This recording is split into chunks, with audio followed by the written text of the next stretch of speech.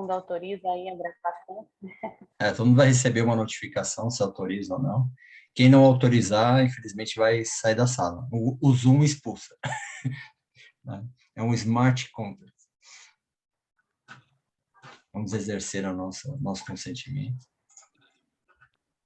Vamos lá. Inicialmente, eu queria agradecer, né, o convite aceito do professor, meu professor, excelência, eu não sei qual é melhor de chamar. Eu já fiz muitas audiências com você, né, naquela vara de Pojuca, na terceira vara de Pojuca lá embaixo. E assim que você chegou, eu já ia muito em Pojuca naquela época, e assim que você chegou, eu já achei você um ponto fora da curva ali dos demais, né? Não querendo lhe elogiar, já lhe elogiando, né? Mas eu achei um ponto fora da curva, achei você brilhante na condução das audiências, na sua retórica, nas decisões. E quando eu percebi, né, que você também estava se especializando em Lei Geral de Proteção de Dados, LGPD, eu fiquei fascinada. Eu sempre te segui, né, não querendo também aqui fazer propagandas das redes sociais, mas eu sempre te segui nas redes sociais. Até hoje eu uso muito o seu conhecimento, o conhecimento compartilhado para com os meus clientes. Então, assim, eu só queria agradecer inicialmente a essa questão do compartilhamento de conhecimento e, né, o convite aceito para hoje aqui. Realmente foi excepcional, eu tenho certeza que vai ser excepcional e vai ser passado muito conteúdo bacana aqui para todo mundo que está nos ouvindo. E para a gente começar aqui, excelência, professor, o que é que você acha, né? O que é que foi importante para a sociedade? Qual foi o maior objetivo para a sociedade? A Lei Geral de Proteção de Dados. O que é que você achou com a vigência da lei? O que foi fantástico o que foi que veio assim trazer para a sociedade o objetivo principal da Lei Geral de Proteção de Dados, excelência, se você conseguir aí esclarecer para a gente dar continuidade. Perfeito. Eu é que agradeço, doutora. Para mim é uma honra, é um privilégio poder aqui reencontrá-la, além da satisfação daqueles momentos em audiência, de poder ter o debate, a troca de ideias, o aprendizado que eu aprendo muito fazendo as audiências, para mim ter esse espaço, esse momento aqui, e esse convite gentil, generoso, eu agradeço muito, a alegria toda minha, o privilégio, a minha satisfação é minha. Então, é uma honra muito grande poder ter essa troca de ideias, poder ter esse espaço de bate-papo. E nada de excelência, doutor, professor, nada, o Leandro está ótimo, vamos aqui juntos, aqui na construção coletiva de ideias, de pensamentos, e aproveito para cumprimentar todos e todas que estão aqui conosco, nos concedendo a distinção da companhia, da audiência, e que assistirão também posteriormente. A LGPD era a criação de uma lei de proteção de dados era inevitável. Realmente havia essa demanda, principalmente numa perspectiva econômica, empresarial, mas também numa perspectiva de direitos humanos, de direitos fundamentais. O Brasil, e nós precisamos ver isso com muita clareza, não tinha e não tem até o momento uma cultura de proteção de dados. É algo que nós vamos progressivamente construindo. E nós temos que perceber, e isso fica muito claro nos últimos anos, que a proteção de dados pessoais é decisiva, é essencial para garantias fundamentais da pessoa. Basta visualizar os grandes escândalos que têm ocorrido no estrangeiro e também aqui no Brasil em relação à utilização de dados pessoais, à formação de perfis, normalmente a partir de mecanismos automatizados, para influenciar decisões, para fazer análises de indivíduos, para condutas discriminatórias, enfim, para uma série de questões. Nosso ordenamento jurídico já continha algumas previsões que permitiam uma extração de dimensões de um direito à proteção de dados pessoais, seja na lei do habeas data, seja no CDC, artigos 43 e 44, que versam sobre o banco de dados, a lei do cadastro positivo, a lei de acesso à informação, em alguma medida, mas realmente nunca houve essa preocupação tão grande com o dado em si, a ponto de a jurisprudência do Supremo enfatizar a comunicação de dados desde a década de 90 e não a proteção do dado em si. Só muito recentemente que houve essa mudança de enfoque. Então, qual o grande motivo de ter sido criada a LGPD? Realmente houve uma demanda por inadequação das empresas brasileiras que atuavam no exterior, porque no cenário europeu existe realmente a preocupação muito grande, já muito desenvolvida em relação a essa temática, seja sob a ótica da Diretiva 95, agora no RGPD, vou adotar aqui a nomenclatura RGPD mesmo, aportuguesando o regulamento geral. Então já havia essa demanda. E isso acaba criando um efeito cascata, realmente. O RGPD tem exigência de equivalência em matéria de proteção de dados pessoais, o que também tem ensejado essa situação. E, último comentário, a América Latina também tem se desenvolvido em relação a essa temática, e também sobre essa ótica era importante. 2020, a OEA editou os princípios atualizados sobre proteção de dados pessoais e privacidade. A Argentina aderiu à Convenção 108 do Conselho da Europa, que é uma convenção aberta para não integrantes da União Europeia, de modo que realmente o cenário acabava meio que empurrando o Brasil para tornar inevitável essa adoção, seja na perspectiva de direitos fundamentais, e é importantíssimo, seja sob uma ótica muito pragmática de acesso ao mercado, de questão econômica mesmo. Perfeito, excelência. Inclusive, professor, enfim, né? Inclusive. Leandro está ótimo. Tá Leandro ótimo. tá bom. É porque eu já estou tão acostumada a chamar No excelência. hábito, né? Mas fique tranquilo, por Inclusive, favor. já estávamos atrasados, né, com relação a essa normativa, essa lei, nessa legislação, porque já existem mais de 100 países que têm esse framework aí ligado à privacidade e proteção de dados. Então, já estávamos realmente atrasados. E, excelência, qual seria a ligação, né, com o tema de hoje, endomarketing? Como é que ela impacta nas atividades do endomarketing? Você teria como descrever para a gente Perfeito. essa... Essa questão, doutora Júlia, é importantíssima. E ela nos permite, e ao mesmo tempo nos exige, dar um passo atrás. Antes de verificar a relevância disso, que é estratégica realmente, nós precisamos perceber com muita clareza que a cultura das organizações precisa ser readequada. A LGPD é aplicável às relações de trabalho, a LGPD não é aplicável apenas em relação aos consumidores daquela empresa, a LGPD não é aplicável apenas em relação aos usuários de serviços públicos, mas também aqueles sujeitos que integram as organizações, que integram as instituições. Então, todo aquele rol de direitos que nós encontramos lá no artigo 18, no artigo 9 da LGPD, artigo 20, 21, enfim, todo aquele conjunto de direitos é aplicável também internamente. E isso exige, pensando aqui naquela expressão do Stefano Rodotà, uma espécie de revolução pacífica, porque nós precisamos reconfigurar a maneira como as instituições e as organizações atuam. Então, tratamentos de dados pessoais dos funcionários da empresa precisam observar os parâmetros da LGPD. Há necessidade de observar as bases legais lá do artigo 7º e do artigo 11 da Lei Geral de Proteção de Dados. Não podemos mais nos desviar disso. E isso exige a adoção de uma cultura, ou a construção de uma cultura de proteção de dados, a partir principalmente de conscientização e treinamento.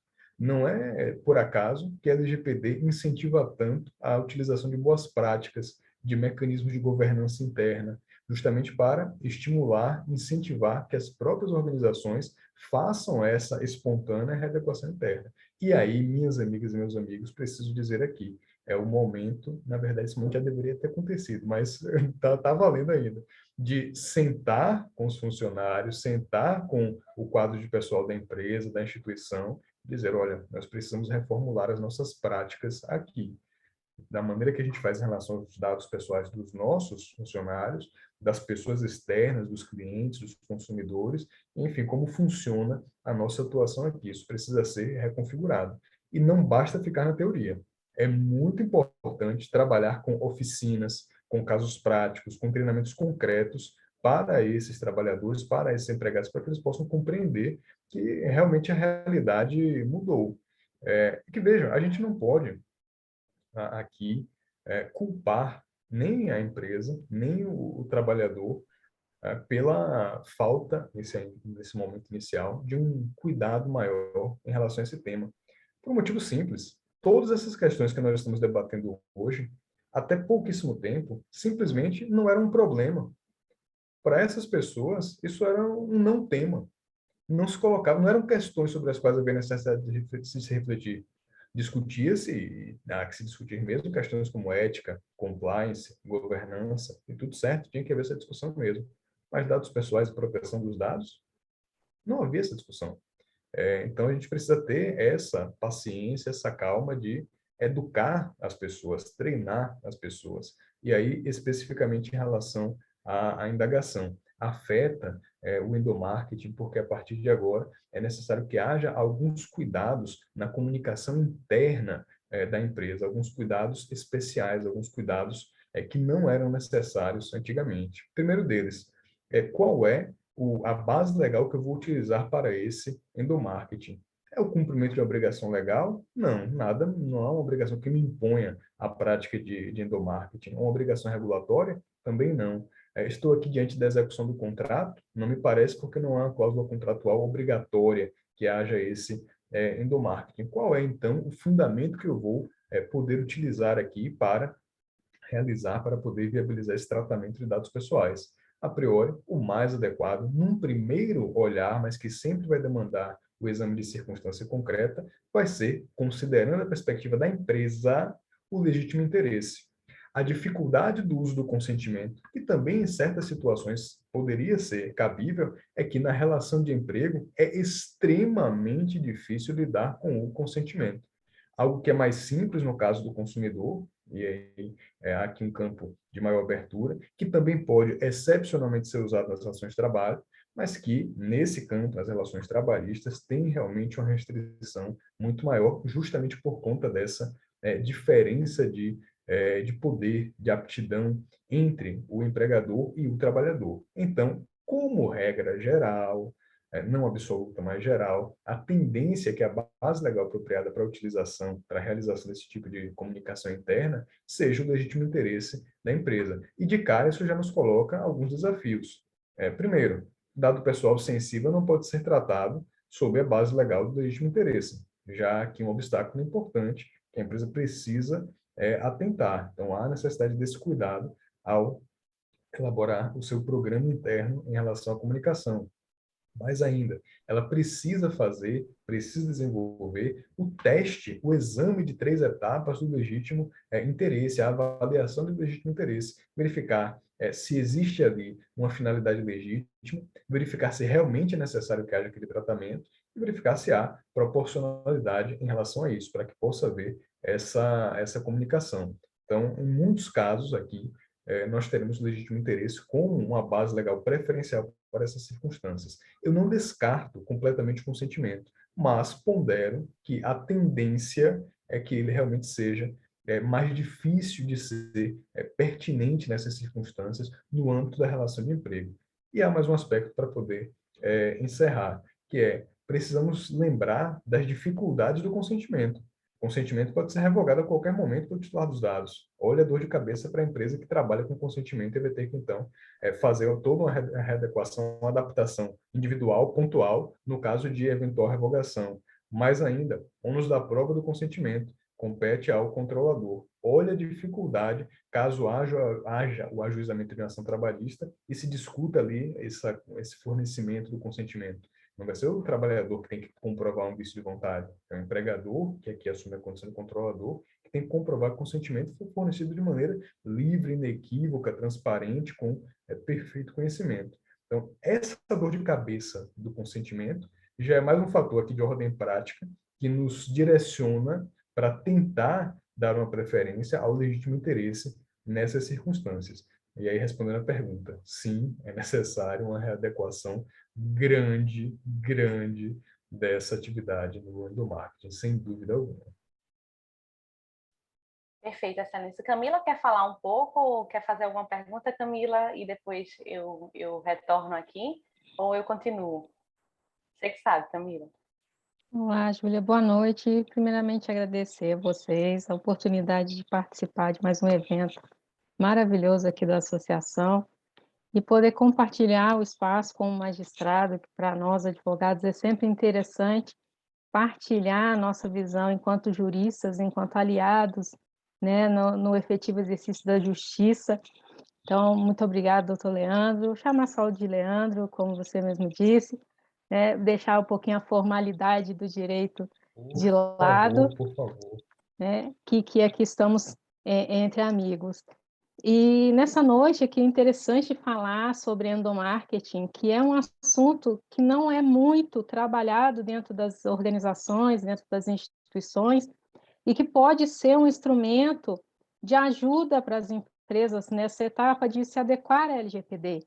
Porque uma das premissas da LGPD é fornecer um treinamento para as pessoas, uma capacitação, para que elas aprendam a lidar com proteção de dados, que gere um aculturamento dentro da organização e que propiciam um desenvolvimento humano. Muitas empresas têm até o setor de DHO, que eles falam, né, de desenvolvimento humano, ligado aos recursos humanos, que é toda essa questão de dar treinamentos, de conscientizar os funcionários, colaboradores, prestadores de serviço, enfim, as pessoas que tenham ligação com a empresa.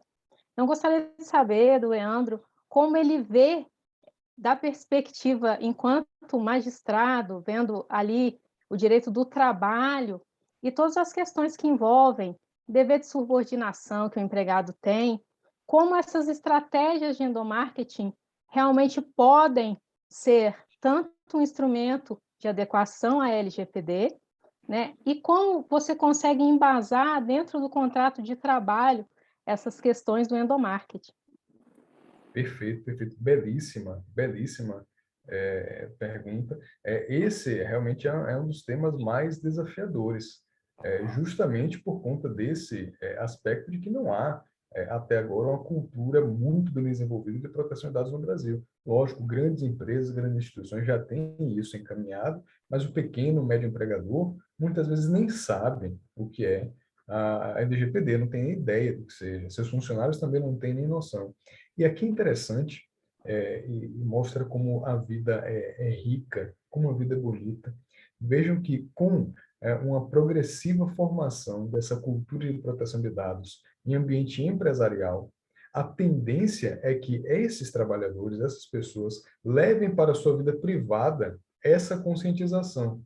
Então, a empresa que tem um papel que vai além do cumprimento das suas obrigações em relação à proteção de dados pessoais, ela também exerce aqui, ainda que por via transversa, vá lá, uma função social importantíssima. Ao preocupar-se com a adequação à LGPD, a empresa oferece mecanismos para os seus funcionários para que na vida privada deles, eles também tenham essa preocupação. Eles compreendam qual é a importância do consentimento, eles compreendam em termos práticos, concretos, não na abstração jurídica ficcional do que é uma autodeterminação informativa. Mas ele vai ter lá conhecimento concreto, palpável, de que ele tem que ter controle dos seus dados, em diversas perspectivas, de saber exatamente se há ou não tratamento, de confirmar a existência, de poder retificar, de poder pedir revisão e tratamento automatizado, enfim, de poder, claro, pedir eliminação de tratamentos desnecessários, dados excessivos, enfim. Então, vejam como é bonito isso. As empresas, nesse momento no Brasil, vão contribuir também aqui, também nessa situação, para a formação dessa cultura geral. Esse compliance, com perspectiva empresarial, vai redundar situações de preocupação interna. Então, há essa importância realmente. Então, o endomarketing tem um papel chave aqui para a cultura organizacional e para o desenvolvimento da sociedade como um todo, sem dúvida alguma. Perfeito, doutor Leandro, agradeço a resposta, e é exatamente esse o pensamento, né, de aculturamento, e a gente que geralmente trabalha com implementação de LGPD, creio que alguns dos nossos espectadores exerçam esse tipo de trabalho, nós temos essa dificuldade, às vezes, de colocar para as empresas de que a proteção de dados ela vem de cima para baixo, tem que começar da gerência, né, da administração, para que os funcionários sintam que aquilo faz parte do cotidiano da empresa, que faz parte do seu diário de trabalho e que é um investimento para a empresa. A LGPD não pode ser vista como um gasto, como mais um meio de arrecadação. Ela precisa ser vista como um incentivo, um fomento econômico que vai trazer não só o conhecimento para as pessoas relacionado à proteção de dados, vai trazer competitividade, valor de mercado para as empresas, porque cada vez mais nós estamos aqui na sociedade da informação, né? Estamos aqui virtualizados, porque o mundo hoje em dia é assim. Então, se a empresa não acompanhar essa diária do mundo, de que a tecnologia alcançou um nível de que não se pode mais sair dela, né?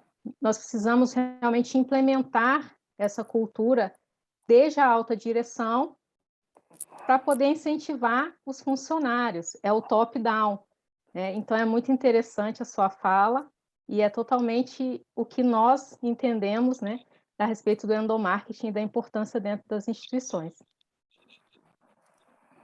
Maravilha, maravilha, muito bacana. Perfeito, é isso mesmo, Camila. Se não começar o engajamento com a alta gestão, né, o projeto não anda, né, não consegue ter um bom caminho. E eu vi que Dr. Leandro ele comentou sobre dados sensíveis. Teria como diferenciar para a gente o que seria dados sensíveis e dados, vamos dizer, não sensíveis, que a Lei Geral de Proteção nos trouxe? Perfeito, perfeito, perfeito. Esse tema é importantíssimo.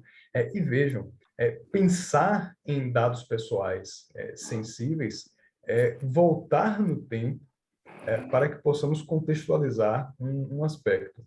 As primeiras leis de proteção de dados datam ali da década de 70, início de 80. As primeiras leis na Europa já havia também algumas iniciativas nos Estados Unidos, embora lá não haja uma lei geral, mas já havia regulamentações pontuais a respeito desse tema.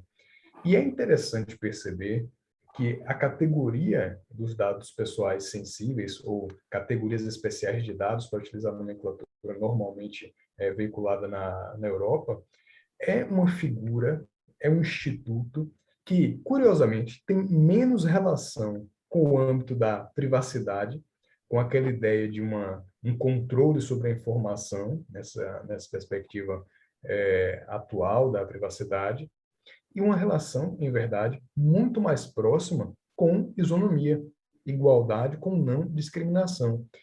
Os dados pessoais sensíveis, na sua construção histórica, tem uma relação muito próxima com essa ideia de que determinado tipo de informação, determinado tipo de dado pode causar um dano muito acentuado em relação àquela pessoa que teve exposto ou que teve tratado de qualquer forma aquele dado pessoal. O dado pessoal sensível é uma categoria que normalmente está atrelada à possibilidade de discriminação. Necessariamente está atrelado, não. Por exemplo, em relação a dados biométricos, muitas vezes não haverá, muitas vezes, nem sempre, mas muitas vezes não haverá uma preocupação com a discriminação. Todavia, um dado biométrico, uma vez violado, já era. Se alguém tiver acesso à minha digital, isso é irreversível. Não tem como voltar atrás. Eu não posso alterar, não posso trocar minha digital. Violada a segurança da informação, em relação a muitos dados biométricos, por exemplo, se torna uma lesão irreparável. Não há como consertar isso. Estamos aqui diante de um dado pessoal sensível.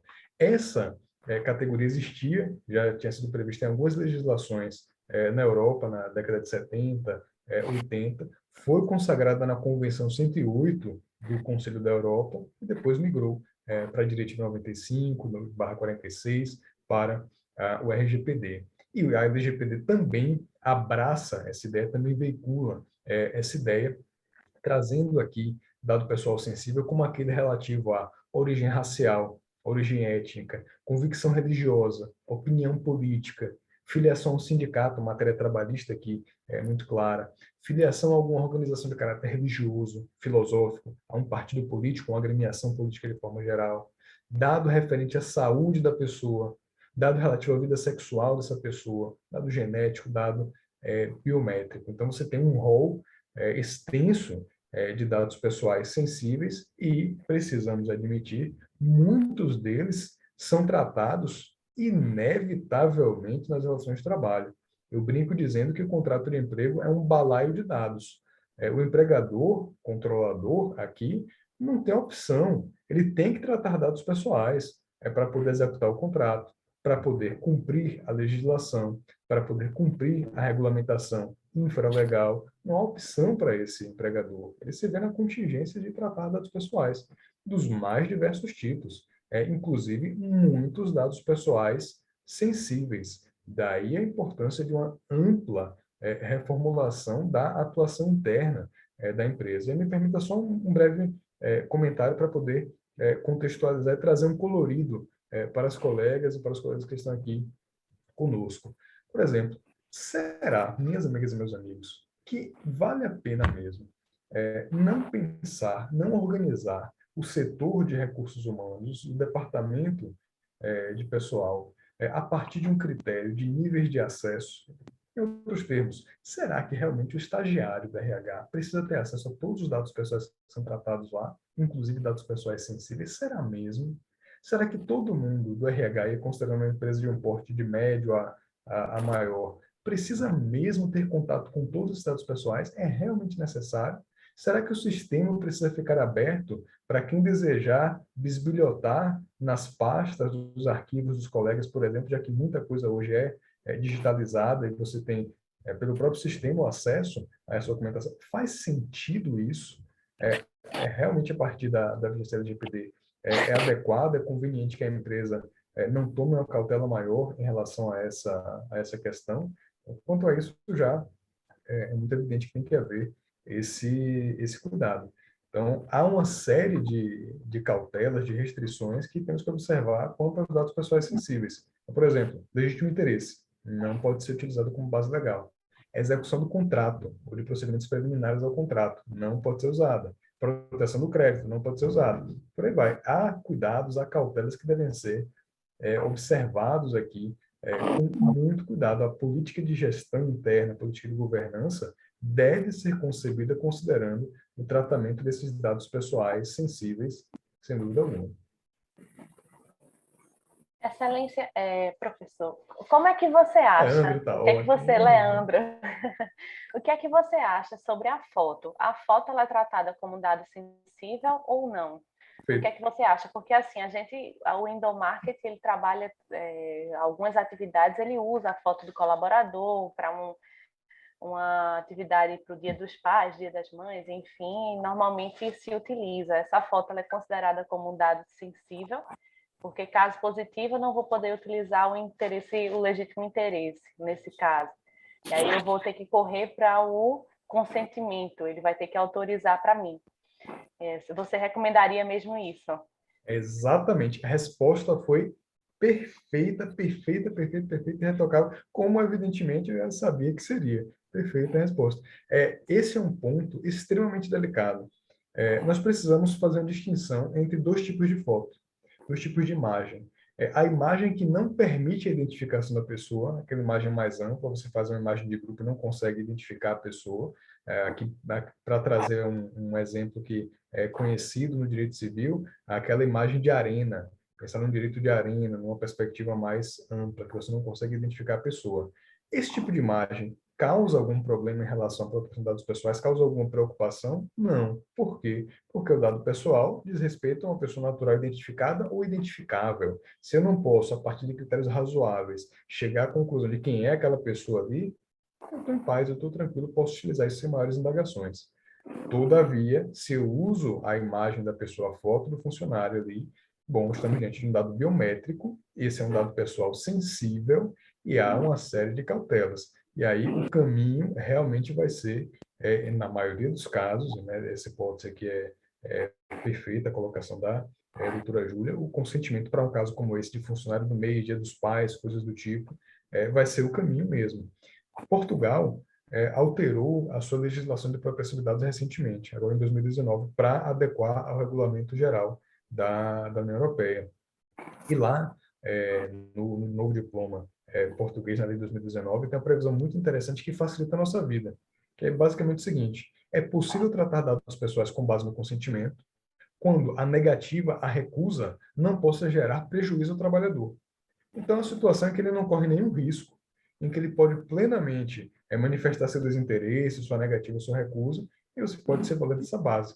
Isso não está previsto no Brasil, mas talvez a NPD se encaminhe nesse sentido. Independentemente de ela se encaminhar nesse sentido, já é aqui uma diretriz que a empresa... Olha que bacana isso. na avaliação de impacto, pode a empresa constar essa indicação, fazer alusão lá no relatório, indicar que, como referência normativa e como critério de boa prática, está utilizando o parâmetro adotado no direito português, pela proximidade de ordenamentos jurídicos, pelo diálogo de fontes. É possível aqui pensar numa perspectiva dessas. E isso é mais um ponto para que a empresa possa se precaver, possa se acautelar em relação a eventuais ou atuações do trabalhador, ou fiscalizações da NPD, enfim.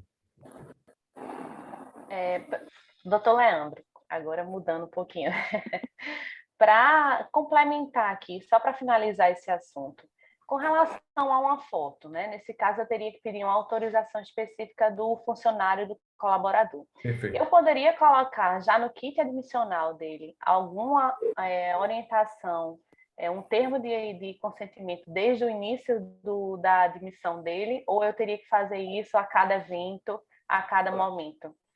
O que me parece o mais adequado, à luz do artigo 11, inciso 1º, é que realmente para cada um desses usos haja esse cuidado. Por quê? O artigo 11, inciso 1º, prevê a possibilidade de tratar dados pessoais com base no consentimento, mas, diferentemente do artigo 7º, inciso 1º, ele traz uma ressalvazinha no final, que é para finalidade específica e de maneira destacada. Então, de forma específica e destacada.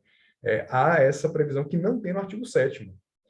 Então, há esse cuidado maior. Esse é o primeiro fundamento. Um segundo fundamento. O artigo 8º nos traz a indicação de que autorizações genéricas, consentimentos genéricos, são nulos, justamente porque a pessoa não consegue identificar ali a finalidade específica. Agora, a doutora Júlia traz uma pergunta que é muito boa, muito inteligente, e que é um desafio, que é, e se... porque, veja, dizer que é uma coisa genérica ou específica depende de ponto de vista, no sentido que você tem que ter uma referência. Da mesma forma que dizer direita ou esquerda. Direita ou esquerda em relação a quê? Em relação a qual ponto? Porque, veja, uma coisa é dizer, podemos utilizar a sua imagem, você autoriza o uso da sua imagem para finalidades institucionais, inclusive premiações, brindes, situações desse tipo. Isso aqui está mais para um genérico, que o trabalhador vai saber assim, mas peraí, que tipo de premiação, que tipo de atividade? Você quer ter lá minha imagem aqui, cara pálido? Então, essa é uma primeira preocupação. Agora, e se for a possibilidade de utilização no Dia dos Pais da imagem do trabalhador, garantindo-se a possibilidade de atualização a qualquer momento e rememorando aí de tempos em tempos, com um mês de antecedência, 2 meses, que vai haver aquela utilização. Já está bem mais específico aqui. A gente tem algumas zonas cinzentas, realmente. Diante da zona cinzenta, o que me parece ser a melhor diretriz? Para quem é julgador, para quem vai fazer análise do caso, tanto o Poder Judiciário quanto a NPD, que tem uma função decisória, embora não seja evidentemente judiciário, mas tem função decisória, razoabilidade, prudência, uma cautela e uma compreensão, uma tolerância. Para quem é o controlador, cautela extrema. Então, adote aquilo que é mais cuidadoso, que demanda uma precaução maior, que evidencia o cumprimento pela empresa dos princípios da prevenção e da segurança. Então, acho que com esse encaminhamento a gente consegue equilibrar bem, que é quem está julgando, veja com tolerância, vá com cuidado, vá com calma, porque o tema está sendo consolidado ainda. Quem está aplicando ali no dia a dia, na situação da empresa, seja o mais cauteloso possível, não no nível desesperador, mas o mais cauteloso possível. Perfeito, perfeito, doutor Leandro. Teremos muito trabalho pela frente. E aí você comentou sobre controlador, né, e o operador. O que seriam esses agentes de tratamento que a Lei Geral de Proteção de Dados também nos trouxe, né? Quais seriam as suas responsabilidades para cumprir com as diretrizes da LGPD?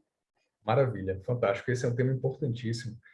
Estamos aqui diante, essas duas figuras são conhecidas como agentes de tratamento, o controlador e o operador. Quem são essas pessoas? Quem são essas figuras? O controlador é quem tem poder decisório sobre a realização ou não daquele tratamento de dados pessoais, a finalidade, a forma de execução daquele tratamento de dados pessoais. Me permita só um parêntese, para aqueles e aquelas que estão agora conhecendo o tema, estão ainda se inteirando, quando nós dissermos aqui, eu, doutora Júlia, doutora Camila, quando falarmos tratamento, pense da maneira mais ampla possível. Tratamento é qualquer operação com dado pessoal. desde a coleta até a eliminação. Tudo é tratamento. Eu estou arquivando num arquivo físico no meio da floresta amazônica. Você está tratando aquele dado pessoal. Mas é em meio físico, não importa, a LGPD se aplica também em meio físico. Eu estou só arquivando, estou só armazenando. Arquivamento e armazenamento são modalidades de tratamento de dados pessoais. Então, qualquer operação que você fizer com dado pessoal, tratamento. Fechou o parêntese. Então, o controlador é quem determina que haverá necessidade de aquele tratamento ser realizado, ser executado, e a forma de tratamento. Ele determina, ele define finalidade, forma, execução, enfim, ele tem esse poder decisório. O operador está numa situação distinta. Ele não decide sobre a necessidade, a forma de tratamento. Ele cumpre, ele atua em nome do controlador. Ele não está situado no ambiente interno do controlador, ele é necessariamente uma figura externa, podemos voltar a isso um pouco mais adiante, mas desde logo é importante deixar claro esse ponto. O operador atua em nome do controlador e seguindo as diretrizes, as orientações, com várias repercussões aqui. Há vários pontos muito importantes que decorrem dessa questão. Leandro, pode me dar algum exemplo de um operador?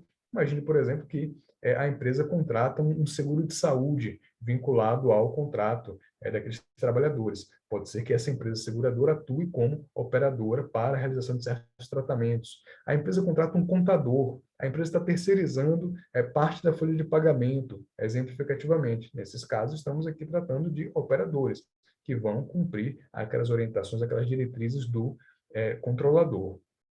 Um último aspecto aqui. Muito recentemente, agora, julho, o Comitê Europeu para a Proteção de Dados, que substitui o grupo de trabalho do artigo 29, adotou, publicou as diretrizes número 7 de 2020. Elas foram discutidas durante bastante tempo, o prazo para deliberação terminou e logo depois disso houve um período de amadurecimento, de reflexão, de ajuste de redação, e aí a versão final é agora de 2021, mas a numeração é mesmo 2020, é 7 de 2020, sobre identificação de controlador e operador. E o que nos indica, então, o Comitê Europeu é o seguinte: há necessidade de observar esse poder de decisão sobre a forma de tratamento, como esse tratamento deve ser executado. Mas o operador pode ter uma pequena margem para, em relação àqueles detalhes, aquela adequação pontual, ele também pode tomar algumas decisões que não sejam essenciais, que não sejam elementares. Então, esse é um ponto muito importante aqui. A NPD, recentemente, também trouxe um guia de orientação em relação a essas figuras do controlador e do operador, nesse mesmo sentido, aqui incorporando claramente a diretriz do Comitê Europeu. E o operador, para encerrar, vai ter uma dor de cabeça enorme se desviar daquilo que foi orientado, determinado pelo controlador, porque a LGPD prevê de maneira expressa que, naquela circunstância em que o operador age mal e se afasta daquilo que o controlador determinou, orientou em relação à forma de tratamento, o operador se equipara a controlador e vai responder solidariamente com o controlador por eventual dano que possa acontecer. Então, há aqui, não é uma preocupação só abstrata, é uma preocupação prática, uma preocupação no bolso das empresas, no bolso das pessoas, realmente. Para finalizar sobre esse assunto, Excelência, com relação ao empregado, ele é um operador, desculpa, né? Ele seria um operador ou não? A NPD ela já se manifestou, a Autoridade Nacional de Proteção de Dados já se manifestou a respeito da posição do empregado, ele também seria responsável de forma solidária, caso ele vir a trazer aí alguma ir de forma fora do contrato dele, fazer algo que não esteja previsto no contrato dele, ou ele não seria aí um agente de tratamento, ele seria um operador sui generis, vamos dizer assim. O que é que a NPD ela já se manifestou? Perfeito, perfeito, perfeito. Já se manifestou, assim como o Comitê Europeu nesse mesmo documento. E a doutora Thais, que escreve aqui no chat, já matou. É isso aí mesmo, teoria do órgão.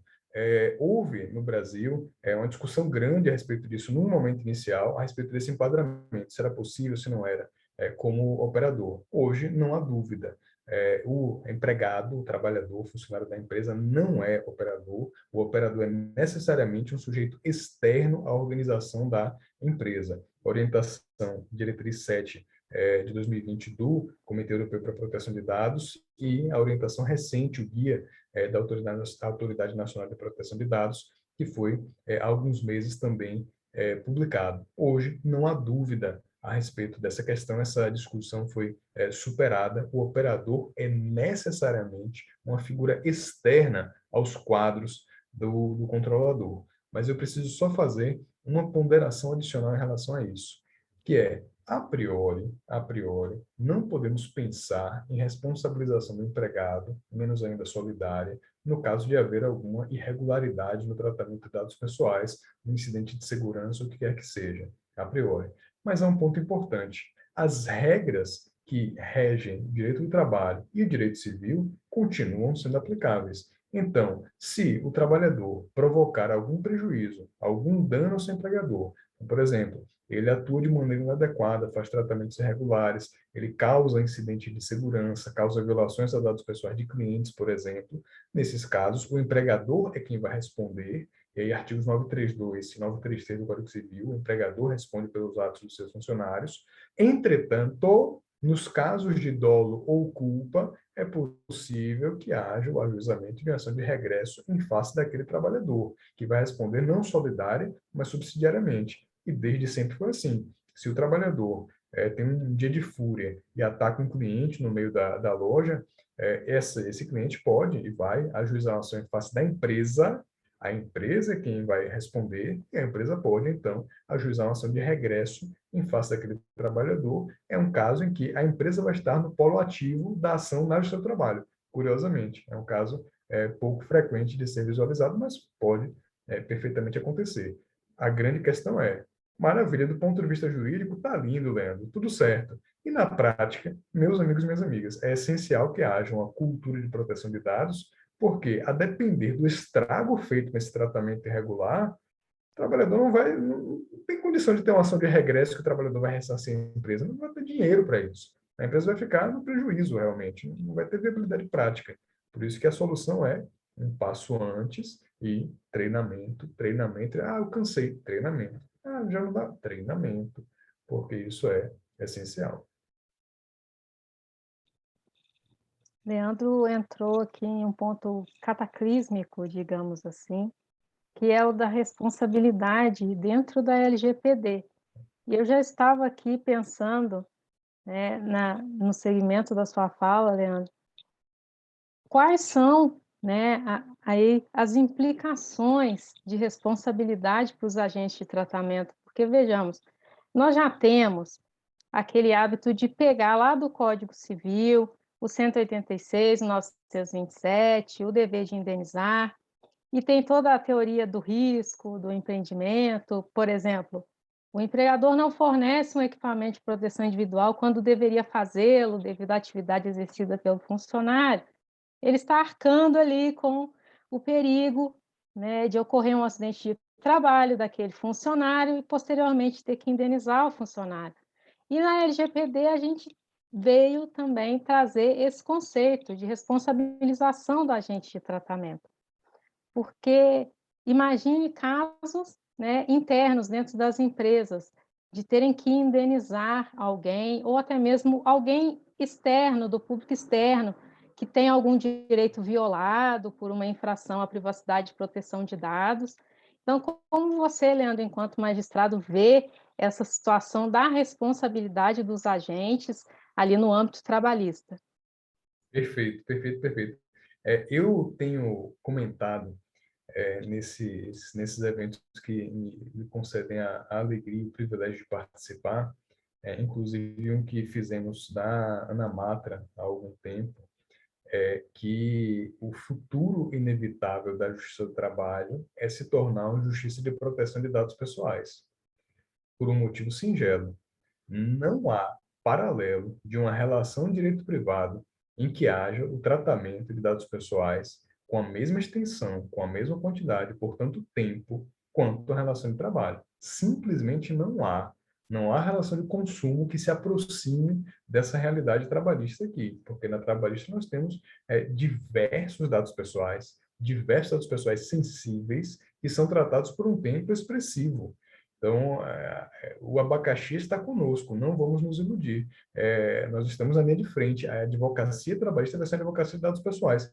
Eu não tenho dúvida disso. Hoje pode parecer meio utópico dizer isso, meio fora da realidade dizer isso.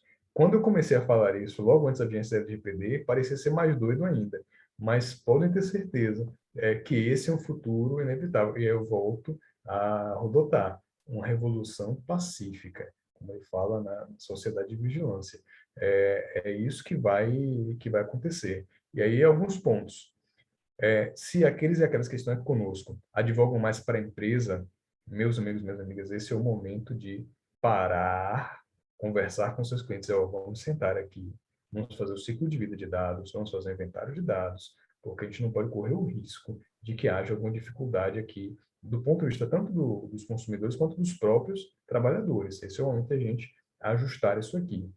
E, para quem advoga para trabalhador, esse é o momento de qualquer reclamação trabalhista verificar, mas espera aí, como é que eu posso utilizar a LGPD aqui? Será que houve alguma violação? Será que houve algum tratamento irregular? O que é que eu posso fazer aqui para tutelar os direitos do meu cliente? O papel da advocacia é realmente esse. Então, é importante que haja, dessas duas perspectivas, esse cuidado. Me permita só fazer mais um acréscimo. Quando a gente está diante de uma novidade, de um instrumento novo, eu acho importante, algo que eu tento fazer na minha vida, dar um passo atrás e ver como é que eu posso usar isso aqui.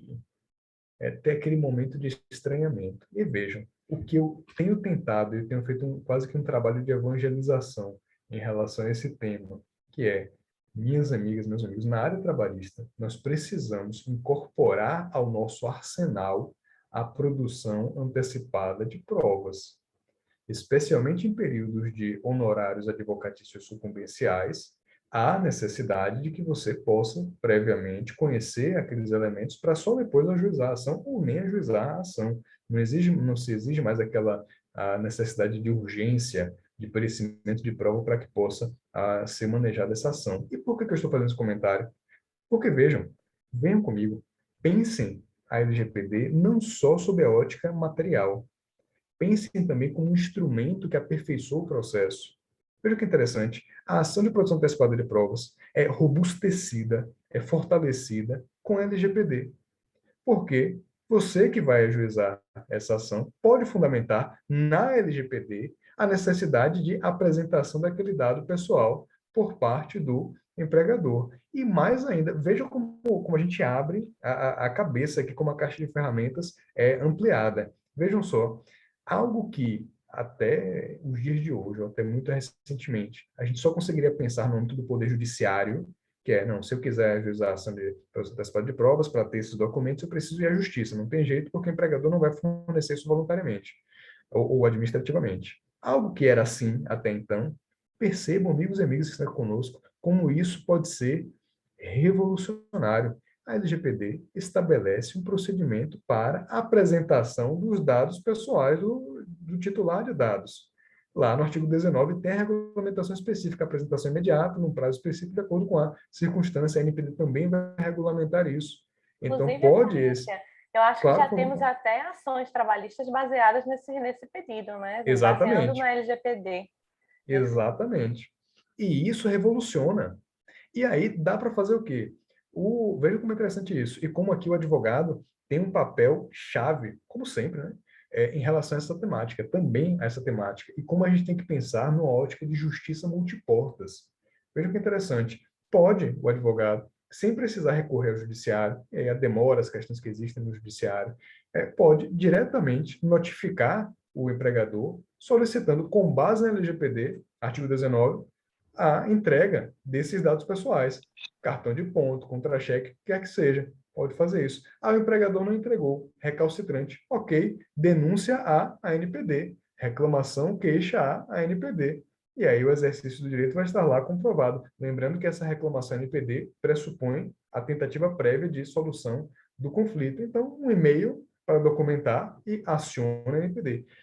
A advocacia trabalhista vai ser revigorada com a LGPD, e não só no âmbito do judiciário, também no âmbito extrajudicial, podendo utilizar a NPD numa perspectiva de justiça multiportas como uma das portas de acesso à justiça. Lembrando também que a conciliação celebrada entre o titular de dados e o controlador vai gerar a extinção do processo administrativo sancionatório, artigo 52, parágrafo 7º da LGPD. Consequência prática disso, a empresa tem um incentivo a mais para tentar conciliar. Então, vejam que há um conjunto de aspectos aqui que a advocacia precisa se municiar, utilizar, para conseguir aperfeiçoar a sua atuação. E, claro, as portas do judiciário continuam abertas sempre, dá também para utilizar. Então, vejam que as novidades são muito interessantes, né? Que sempre que eu estou diante de um objeto novo, de um instrumento novo, pensar, o que eu posso fazer com isso aqui? Eu posso estender isso aqui até onde? Qual o uso? Isso aqui é um canivete suíço? Será que eu consigo abrir mais alguma opção aqui? É o que a LGPD nos permite. Não só a perspectiva material, e aí essa perspectiva material é essencial para orientar os clientes, das advogadas, dos advogados, mas para a atuação profissional do advogado e da advogada, que pode agora também se valer dessa ferramenta como um diferencial, seja perante o judiciário, e alguém poderia dizer, Leandro, mas perante o judiciário, novidade zero, eu já poderia fazer isso. Verdade, mas seu período vai estar fortalecido. Mas atenção, diretamente isso pode ser feito perante o empregador, e ele tem a obrigação de entregar aquele documento. Ele pode dizer, opa, não vou entregar, me recuso.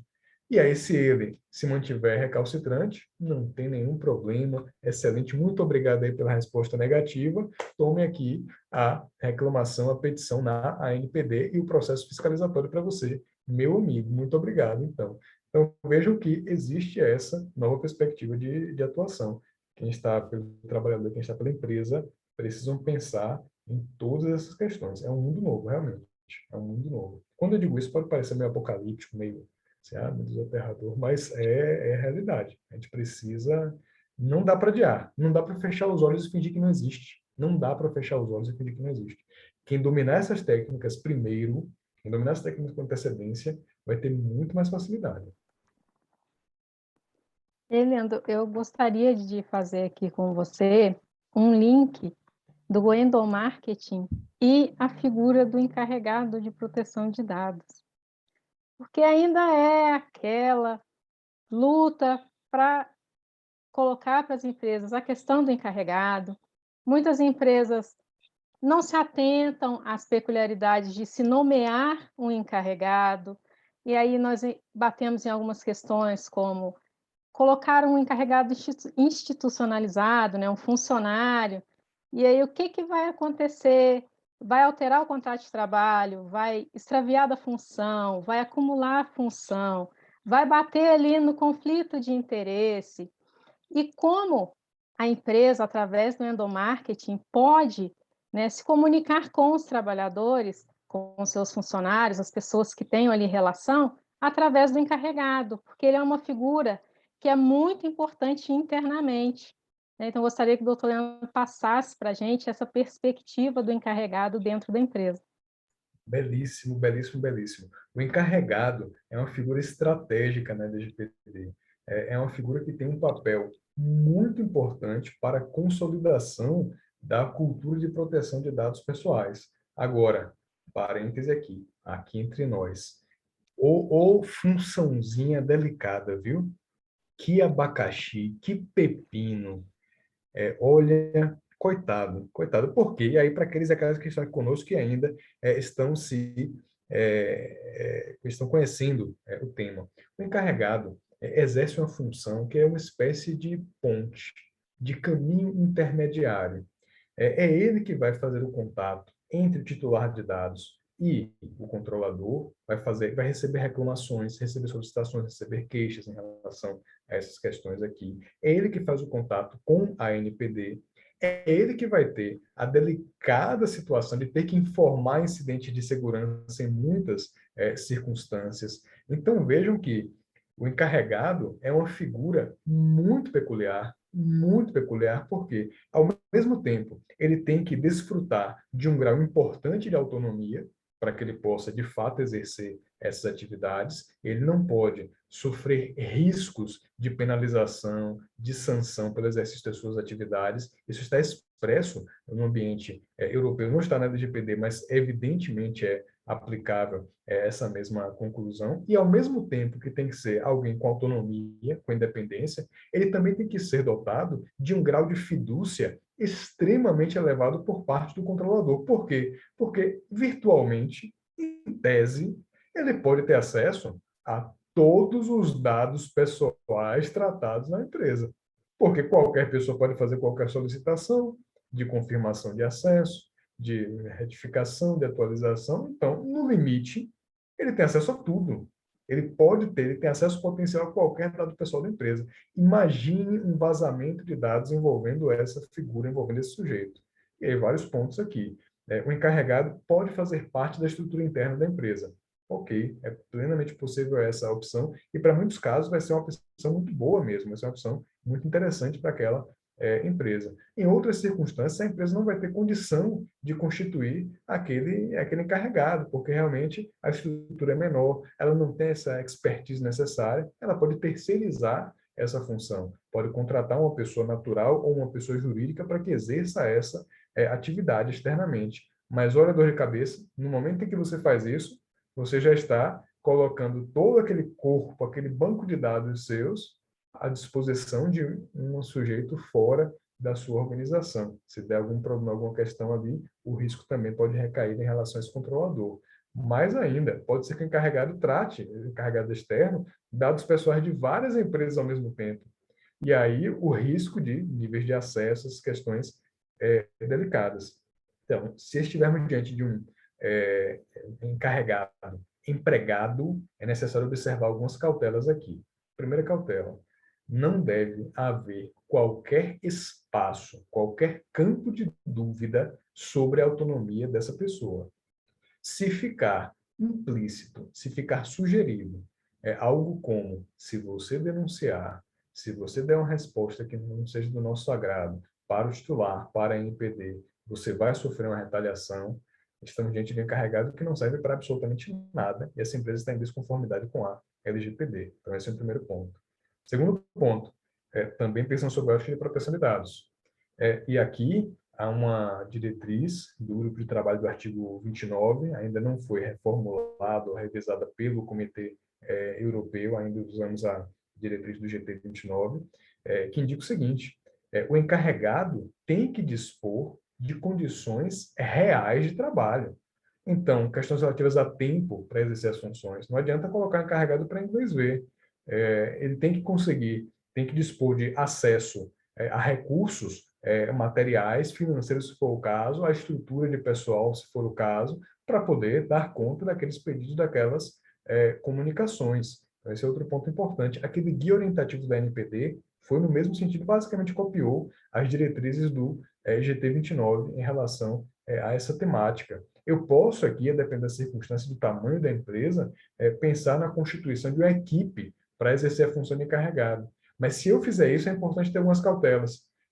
Delimitar quem é o líder, isso é uma coisa muito importante, que vai, de fato, exercer aquela função, seria um encarregado com uma equipe de assessoramento, e delimitar qual tipo de responsabilidade é cabível em relação a cada um desses integrantes da equipe. Porque aí, me permitam um gracejo aqui, cachorro de muito dono morre de fome. Se você não souber exatamente quem é o responsável por fazer o quê numa equipe de encarregados, é a receita para o caos, é a receita para não ser viável essa questão.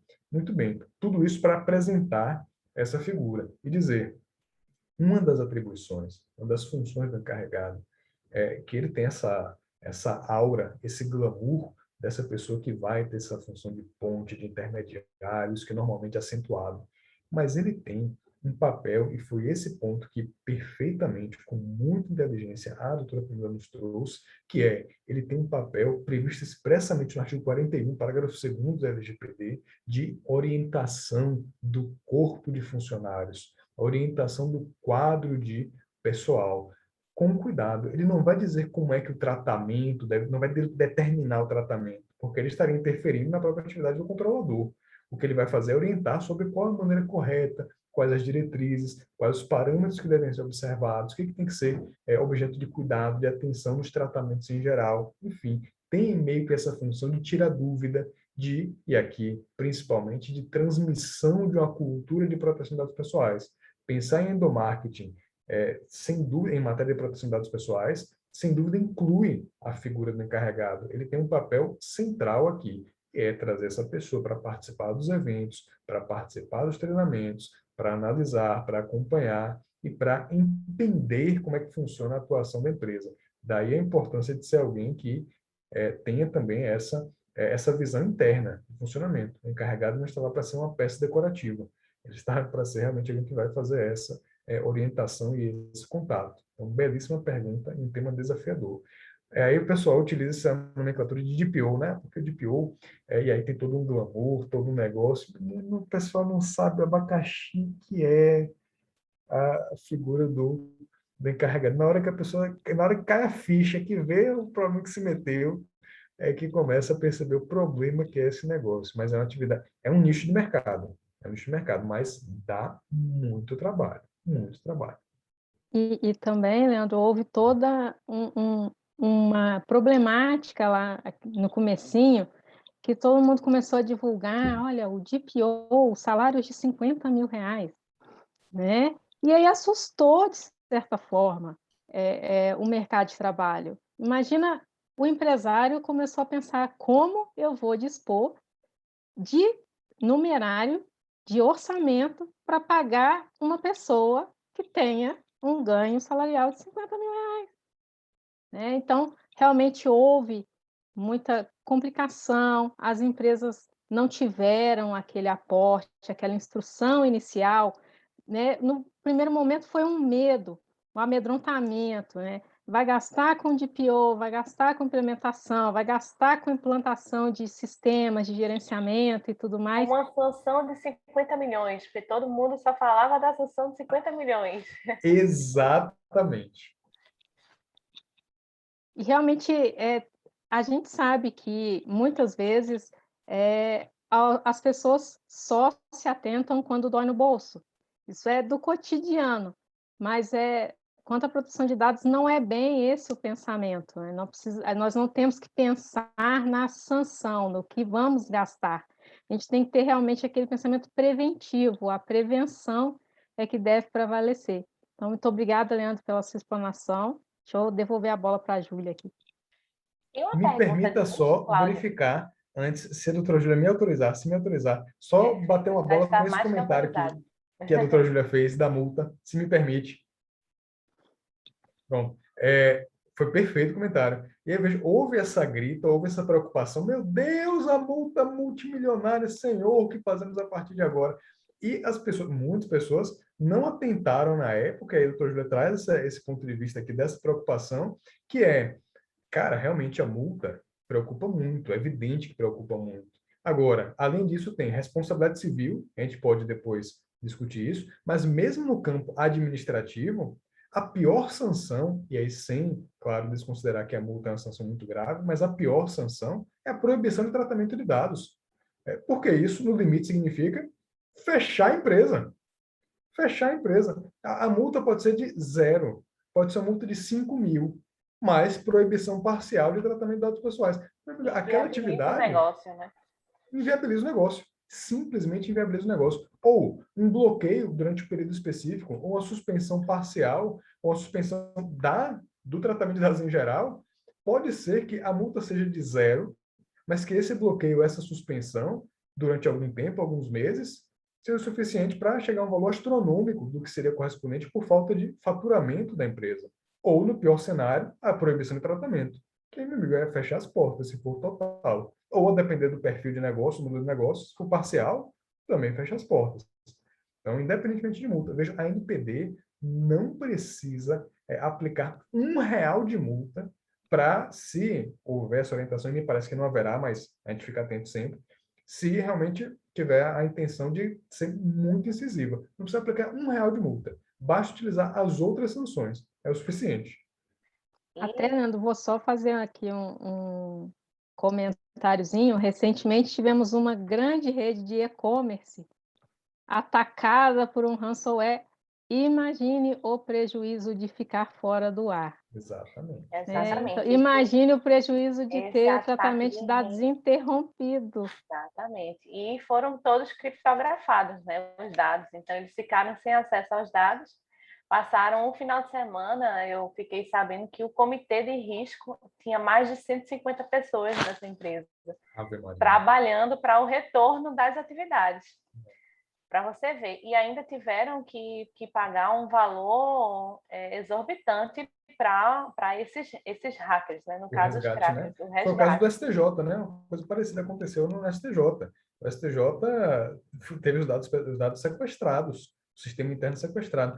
E aí, só um comentário, eu estou tão falante hoje, me perdoe, eu Não, me eu acho contei. maravilhoso. Para quem Estou estiver aqui aqui, aprendendo muito. então, vamos construindo aqui juntos. Para quem estiver aqui conosco, mais uma dica prática, uma dica importante, a partir de um caso real, o caso do STJ. A Cris e aquelas que estão aqui nos acompanhando, se alguém eventualmente não visualizou, não viu essa notícia, o STJ sofreu um ataque, já foi há alguns meses, ficou fora do ar, os dados foram sequestrados, e o problema todo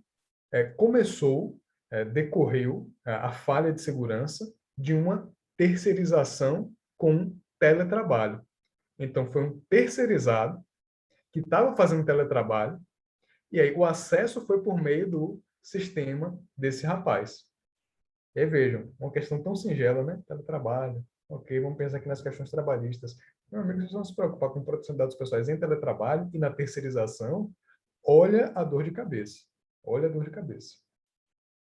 Exatamente. O controlador agora vai ter que fiscalizar também essa questão, né? Do tratamento de dados com esses operadores, com esses fornecedores.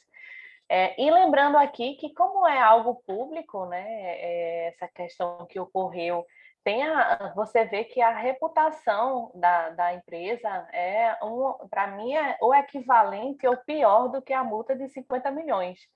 Porque você já fica, o consumidor ele já tem medo até de colocar seus dados ali para, né? A gente, como foi algo público, acho que aqui eu posso até falar, todo mundo sabe, está em rede nacional, então foi da Renner, eu mesmo adoro a Renner, hoje eu como consumidor eu tenho medo de colocar meus dados ali, exatamente, pelo fato que aconteceu. Então é algo que uma multa de 50 milhões, talvez uma publicização da infração seja pior do que essa multa de 50 milhões, né? Tem que ver essa questão da reputação da empresa, que para mim, na minha concepção, o bloqueio dos dados e a reputação, a publicização da infração é muito pior do que a multa, o valor realmente pecuniário, né, da questão. Perfeito, perfeito, perfeito. E aí temos duas perguntas agora, uma de Luiz Cláudio, que é complementando com aquela questão do DPO. Então, com este olhar abrangente do DPO, ter acesso a todos os dados pessoais da empresa cliente, algo semelhante a um termo de encerramento de tratamento, deverá ser redigido na eventualidade de término de contrato? Vale muito a pena. Vale muito a pena que essas cautelas sejam adotadas para deixar tudo muito claro. Por quê? Vários motivos. Primeiro, realmente criar esse compromisso de maneira inequívoca. Alguém pode dizer, mas dá para extrair da boa-fé. Dá para extrair da boa-fé. Mas se você tiver de maneira clara, precisa ali, inequívoca, isso facilita. Segundo, documentação, relatório de impacto. Aqui é importante que você indique quais estratégias, quais mecanismos foram adotados. Então, você que consegue se resguardar. Vale muito a pena adotar esse tipo de estratégia de maneira bem específica, bem detalhada. Ótimo, Luiz Cláudio. E uma outra pergunta aqui foi de Paula Freire. Eu não vou nem falar o sobrenome, porque possa ser que eu erre aqui quando eu falar. Então, eu também não conseguiria pronunciar, não, mas Paula, vamos com Paula Freire. Paula Freire. Doutor Leandro, qual a sua orientação para uma pequena e média empresa que alega que não precisa se adequar à LGPD, já que os dados de todos os brasileiros já foram vazados por várias empresas? Inclusive, aí eu vou complementar, né, o próprio Serasa. Exatamente, pois é. Diga-se, né? Doutora Paula, excelente questão. E eu tenho certeza que a doutora recebe esse tipo de indagação dos clientes. Aí a gente tem que pensar agora num momento aqui, tentando me colocar, me atrevendo a me colocar na pele do advogado, da advogada. Tem duas respostas que a gente pode dar para o cliente quando chega com essa história. Tem a resposta mal educada e tem a resposta mais delicada. A mal educada é dizer assim: então faça do seu jeito e espere a fiscalização da NPD ou espere o processo na Justiça do Consumidor, na Justiça do Trabalho, aí depois você vai me procurar e não vai dizer que eu não te avisei. Essa é a resposta mal educada, quer dizer, olha, né? E tem a resposta que é aquela que é mais refinada, quer dizer, olha, independentemente desses fatores, a própria empresa tem obrigações diretas decorrentes da LGPD que não são afastadas por situações outras relativas a terceiros. As obrigações que recaem sobre aquele controlador, aquela empresa, não são atenuadas em razão de incidentes outros acontecidos quanto a dados pessoais. De maneira que não há opção, embora seja compreensível essa angústia desse empregador, dessa empresa não há opção em relação a isso, ele tem que cumprir a legislação. Mas é engraçado porque isso, no final das contas, é aquela situação do, será que eu tenho mesmo que cumprir a lei? Sim, tem que cumprir, não tem opção quanto a isso, não. É uma resposta semelhante àquela do, mas o trabalhador disse que não queria que eu assinasse a carteira. Não caia nessa, pelo amor de Deus. Não cometa essa ingenuidade, meu amigo, não cometa essa ingenuidade. Você vai fazer a assinatura da carteira. Se ele disser que não quer, muito obrigado, foi uma experiência breve, mas intensa, e até a próxima. Não tenho como ficar com você nos meus quadros de funcionários. Então, o jeito é esse, é dizer, olha, realmente tem que cumprir, é importante. Último ponto, em relação a esse aqui, para também não me estender muito em cada resposta. Eu estou falante que só, doutora, já pode puxar meu orelha, doutora Camila também liga assim, Leandro, pare de Eu falar. estou adorando. Se vocês também estão, Queremos ouvir. vamos ficar aqui. Estou aqui à disposição. Que, veja, é importante observar, e a gente tem atentado pouco para isso. Existem comandos específicos na LGPD para que a regulamentação pela ANPD seja de acordo com o tipo de setor, com o tamanho da empresa, com a atividade empresarial. Um dos artigos mais importantes da LGPD, mais importantes, e que passa batido, quase ninguém percebe esse dispositivo, está lá no finalzinho. É um dos últimos artigos, nas disposições finais. Prevê o seguinte: em relação ao passivo, em relação ao legado, antes do advento da LGPD, a NPD vai editar regulamento dizendo o que você faz em relação aos dados pessoais, porque você não pode, do dia para a noite, trazer uma situação completamente nova e exigir que a empresa faça toda uma adequação do passado. Então, é importante que haja esse cuidado. E essa previsão, mais uma vez, especifica, observando o setor que é o objeto de regulação, observando qual é a circunstância específica daquela atividade econômica.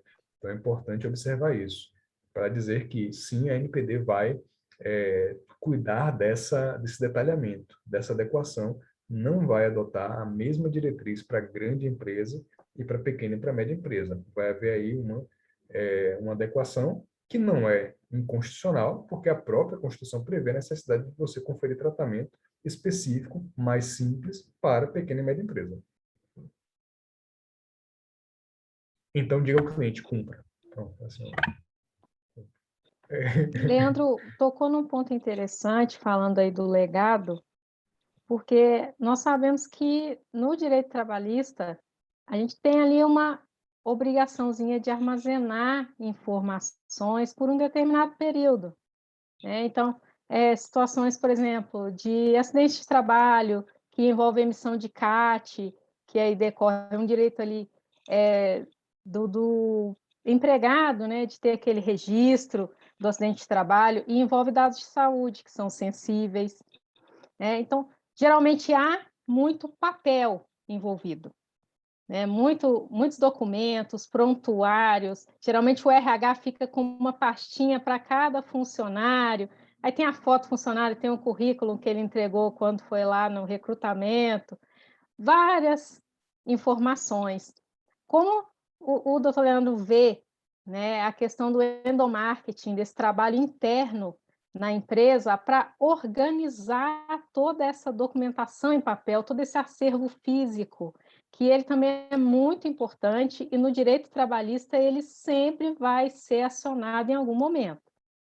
Perfeito, perfeito, perfeito. Me permita, doutora Camila, dar primeiro a resposta, que é aquela resposta jurídica, mais técnica, e depois a gente vai para a prática. Resposta jurídica técnica. Bem, os tratamentos efetuados antes da vigência da LGPD observaram ali o ato jurídico perfeito. Não é possível que a lei retroaja, de modo que, em razão dessa proibição, que encontra fundamento na Constituição e na LINDB, não há preocupação quanto a tratamentos do passado, já que, afinal de contas, eles foram realizados antes da vigência da LGPD, que não pode retroagir. Além disso, a empresa vai ter a possibilidade de progressivamente adequar os bancos de dados de acordo com a regulamentação da NPD, que vai considerar a natureza dos dados e a complexidade daqueles tratamentos.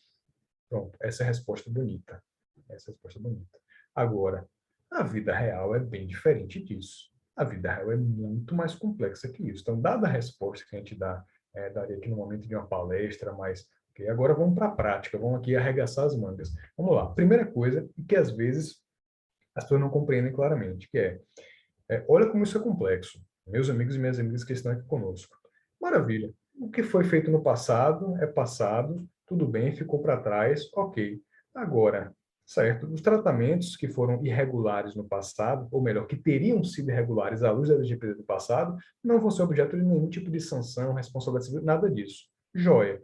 Mas hoje, neste momento pós-LGPD, a empresa ainda está armazenando os dados.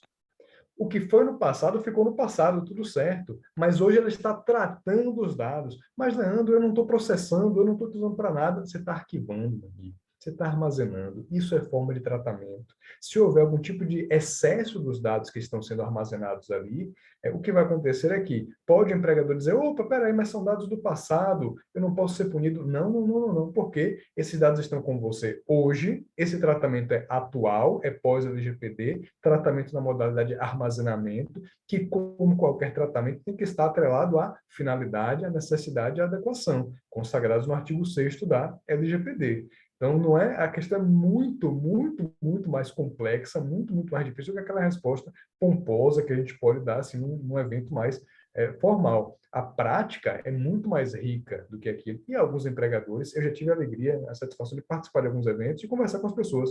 Não posso dar orientação, né, de caso concreto, mas a gente fala, conversa sobre questões gerais. E as pessoas, alguns, ficam inconformadas, dizendo, mas vai retroagir. Eu estou aplicando para o passado e a gente tem que calmamente, com muita serenidade, dizer, não está retroagindo. O que foi feito, o que teria sido errado no passado, está lá, está no cemitério, não afeta em nada. Mas hoje a empresa está tratando esses dados. E aí, o que fazer? A resposta é necessário adotar a mesma cautela em relação àqueles dados que têm um tratamento, por assim dizer, criando aqui uma terminologia nova, mais ativo na empresa. É necessário, então, que seja feito o inventário de dados e seja analisado o ciclo de vida de dados. Então, esses dados que eu estou armazenando aqui, será realmente que ainda são necessários? Eles são adequados, são não excessivos, são pertinentes para a finalidade que eu pretendo?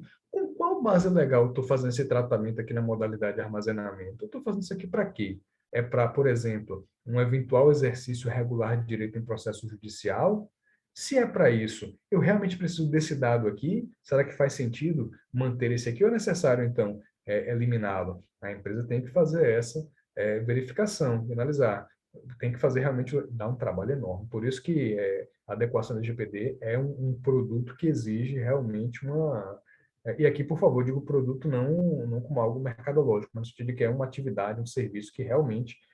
e as empresas precisam valorizar isso adequadamente e pagar o valor adequado de serviço a esse tipo de atividade, que é pegar todo esse passivo, todo esse legado e analisar, sentar e dizer, mas espera aí, isso aqui está sendo usado para quê? Está sendo tratado para qual motivo, para qual finalidade? Então, isso precisa ser feito.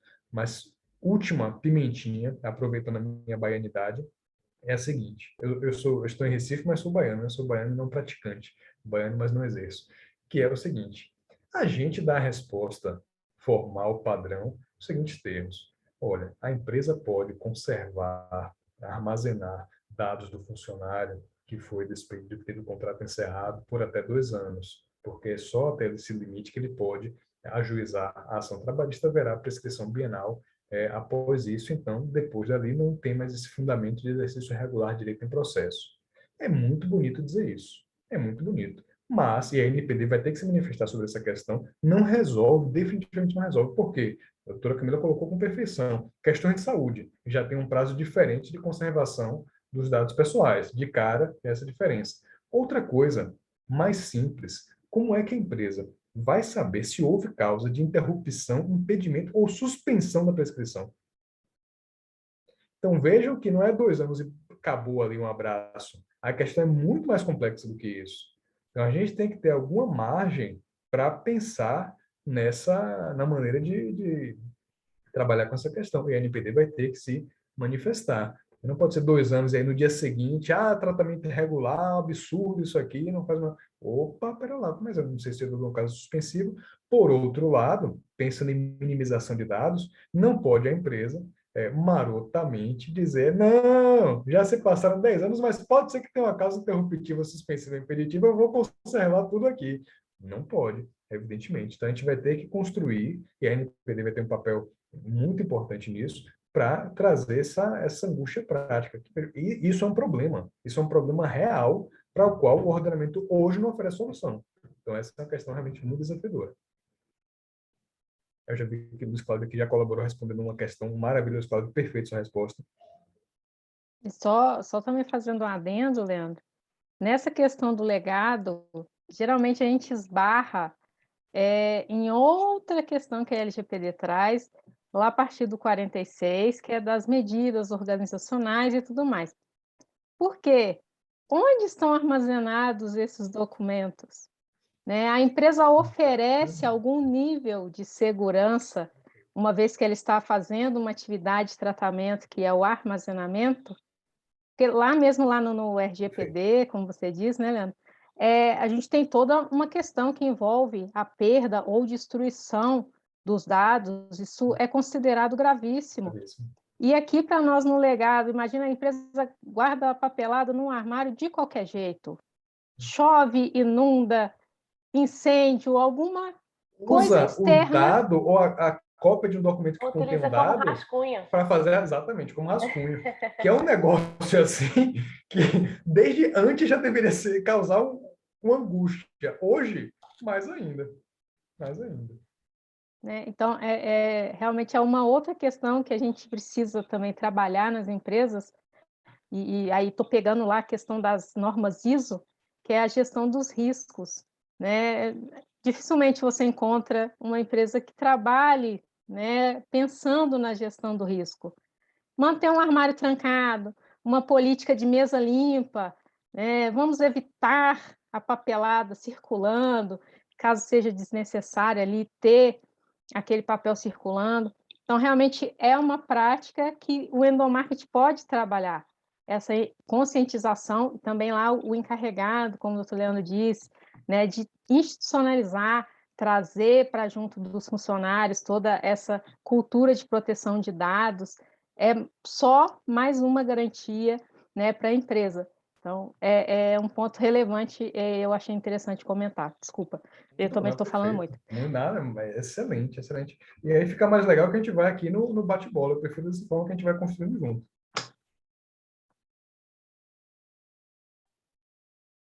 Perfeito. Vocês estão arrasando. Ao meu ver, eu estou aprendendo bastante.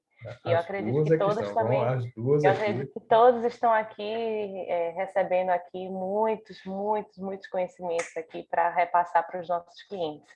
E aí, Ana Cláudia fez uma pergunta sobre a multa, que já foi respondida por doutor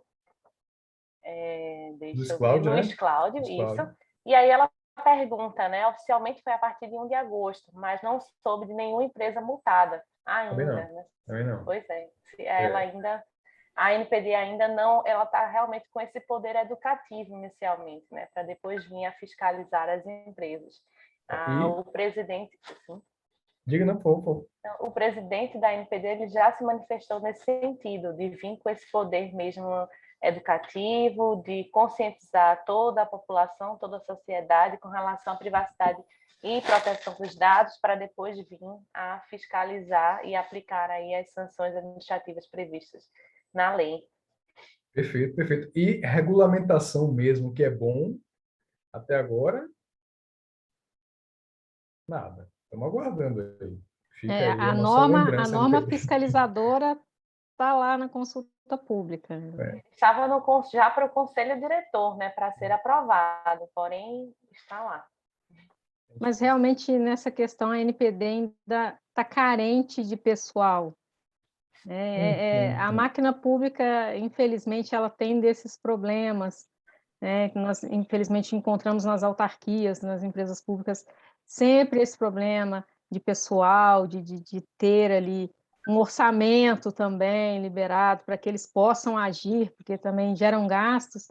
Então, realmente, é um ponto que precisa organizar ainda. Então, aguardaremos os próximos capítulos. E olha, para quem está aqui conosco, o que eu vou dizer agora pode parecer chocante, mas é uma trágica realidade. A NPD hoje não tem quadro próprio de pessoal. Não tem não tem nenhum servidor próprio. Nenhum. Eles estão trabalhando com requisitados, servidores com exercício descentralizado de carreira e recrutamento de função de confiança e DAS. Quadro próprio mesmo, servidor deles vinculados ao NPD, zero. Zero, zero, zero. Vou até colocar aqui. Eu sei que espanta essa informação, vou até colocar para o pessoal que está conosco poder conferir. Não tem. O quadro é reduzido e não é próprio. E a gente pensa, que autoridade independente é essa sem quadro próprio? Vamos aguardar aí a independência, se Deus quiser, dessa NPD. E aí, puxando o gancho com relação a essas questões das sanções administrativas, que são aquelas previstas na legislação, né, que a Lei Geral de Proteção de Dados nos trouxe. Existem também outras sanções, como ações aqui, como o próprio doutor Luiz Cláudio comentou, né, cumulativas que podem ser em paralelo. E com relação, verificando aí o âmbito trabalhista, existe a possibilidade de ações trabalhistas. Hoje já temos ações nesse sentido, né? Como você mesmo mencionou um pouco atrás, aí, falou um pouco. Hoje já temos mais de 139 ações trabalhistas. E aí, uma pergunta para você. Já pegou algum processo que trata sobre a LGPD ou não? Ainda não? Massa, massa. Essa é a questão interessante. Veja, curiosamente, vai parecer mentira o que eu vou dizer. Hoje, eu estou no processo em que houve essa discussão, mas era uma discussão imprópria, porque a empresa queria a proteção da LGPD. Só que a pessoa jurídica não é beneficiária da LGPD, só a pessoa natural. Mas o interessante é observar que aquilo que nós já trabalhávamos em relação à proteção de dados pessoais existia e existe nos processos, a gente só não dava esse nome. Em diversos casos, já há essa preocupação, já existe esse cuidado, o tema já é debatido, mas a gente não denominava dessa forma, a gente não atribuía essa nomenclatura. Então, não é uma questão propriamente nova, lógico, há novas repercussões, tudo isso, mas em si já são questões que a gente já conhece nos casos. É importante também que as empresas atentem que essas ações não são apenas ações individuais.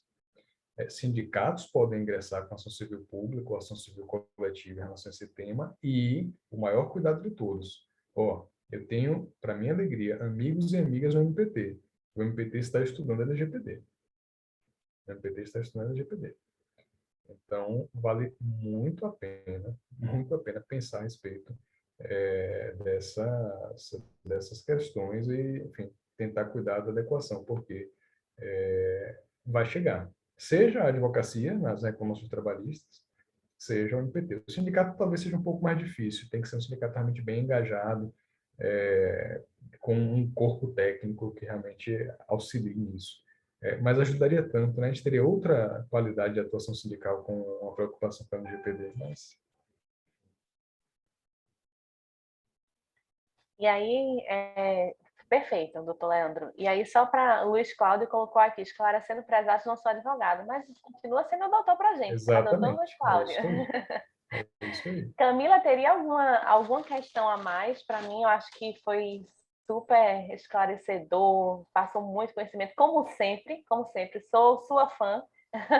A recíproca é mais que Desde a verdadeira. época de muito trabalho em Pojuca, porque hoje diminuiu um pouco, né? A situação Suave, lá enfim. é Mas sou sua fã, sua condução nas audiências é fantástica, sua retórica é maravilhosa, é perfeita. Perfeito em tudo que faz. coisa boa é ter olhos generosos dos amigos, que é algo que muito me envaidece e me deixa muito feliz. Mas coloquem na conta da generosidade e da amizade da doutora Júlia, pelo amor de Deus. Olha que eu não estou mentindo, vocês vão perceber que indo para as audiências dele, vocês vão ver que ele é um ponto fora da curva dos outros juízes. Não que eu queira falar aqui dos outros juízes, né? E Mas realmente preciso até pontuar sobre isso, que o Leandro, assim, a figura dele por si só já é muito afetiva, Que legal, né? obrigado. Toda essa entrega aqui de participar com a gente e poder compartilhar, porque para nós aqui que estamos assistindo e que temos uma vivência no direito do trabalho, como eu, como a Júlia, nós sempre tivemos, né, no direito do trabalho, um direito muito humanizado, porque ele tem uma carga psicológica muito grande, né? Ali é um empregado, é a vida dele, é a função que ele exerce, é o ganha-pão. Então, ver uma figura de um magistrado tão simpático, tão humanizado, é muito bom, porque às vezes as pessoas têm um pouco de receio, né? Aquele medo de uma ação trabalhista, de que pode trazer algum problema, de que vai ser discriminado, e N lendas urbanas que envolvem o direito do trabalho. Mas a Vixe. presença do Leandro aqui só reforça o sentimento que eu já sempre tive atuando no direito do trabalho, que é muito humanizado, né? Então, agradeço imensamente a oportunidade de participar com vocês, estou muito feliz, né? E contem sempre comigo aqui, precisando, diretamente em Minas Gerais, estamos aí. Muito bem. Esse carinho, essas menções honrosas, eu que agradeço, fico muito feliz. É coisa boa na vida ter esses olhos generosos, assim, isso realmente me deixa muito feliz. O prazer e a satisfação foram meus de poder ter essa conversa, de aprender com as doutoras, de pensar junto com as doutoras. Para mim é um privilégio. Da mesma forma, contem sempre comigo, estou aqui. Se eu puder, em alguma medida, colaborar, estou aqui para colaborar sempre. É um prazer. então é isso, gente. Muito obrigada pela participação de todos. Mais uma vez agradeço o convite aceito por doutor Leandro. E vocês vão, se vocês quiserem, eu já vou logo aqui fazer vamos dizer assim, né? Fazer não sei nem se pode, mas eu vou passar aqui sua rede social, porque ele compartilha muitas informações, né? @professor Leandro. @prof.Leandro Fernandes. Prof.Leandro Fernandes, e lá tem muita gente, todos os dias ele compartilha algum conhecimento, ele trabalha também com o trabalho em debate, não é isso, professor? Exatamente, que é bem bacana. Bem Toda semana uma discussão bacana. interessante. Sempre estou lá curtindo e comentando, é muito show. Professor, pode colocar aqui Claro, o seu no com chat. certeza.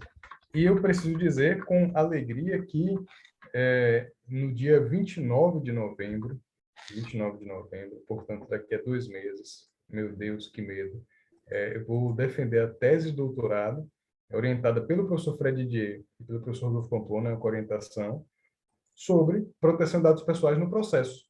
Ai, que show! Então, um tema que é importante aqui para a nossa atuação. Então, se em algum momento tiverem mais dificuldade de me ver lá na rede social esse período, não levem a mal, não, porque final de tese é uma loucura, minha gente. Mas depois a gente volta aí a trocar ideia, falar. Mandando vibrações positivas na defesa. Porque realmente E eu já vou logo dizendo também, tá? Que no particular, você fazendo alguma pergunta, ele responde também. Eu, com de vez em maior quando, alegria. faço pergunta, perguntas desde a minha época lá de Pojuca, eu fazia perguntas direito do trabalho e ele respondia também. Com a maior alegria, para mim é uma honra essa troca de ideias. Só Muito para o pessoal que vai obrigada, acompanhar, professor. não posso falar de caso concreto, mas questões em tese, sempre para mim, ter essa conversa, esse contato é essencial. É essencial. Muito obrigada, professor, sempre pelo compartilhamento aí das informações. E é isso, gente. Muito obrigada pela participação de todos. Ficamos aí, a Nádia, à disposição de todos. Até a próxima. Beijos e abraços, pessoal. Fiquem com Deus. Doutora Júlia, doutora Camila, muito obrigado. Boa noite para todo mundo e até a próxima.